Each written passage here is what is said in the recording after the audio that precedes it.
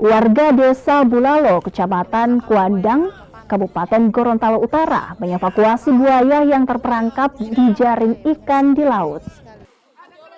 Menggunakan tali dan bambu, warga akhirnya berhasil memindahkan buaya sepanjang 4 meter tersebut. Proses evakuasi buaya tersebut juga menjadi tontonan masyarakat. Buaya pertama kali ditemukan seorang warga yang hendak mengecek jaring ikan di laut. Dari 2 ekor buaya, hanya 1 yang tertangkap jaring ikan. Temuan buaya oleh warga bukan kali pertama terjadi. Sebelumnya seekor buaya sepanjang 3 meter ditemukan di Desa Pilohuluta, Kabupaten Gorontalo Utara, Gorontalo. Informasi ada 2 katanya? Iya, informasi ada 2. Yang 1 sudah terikat, yang 1 belum. Ya.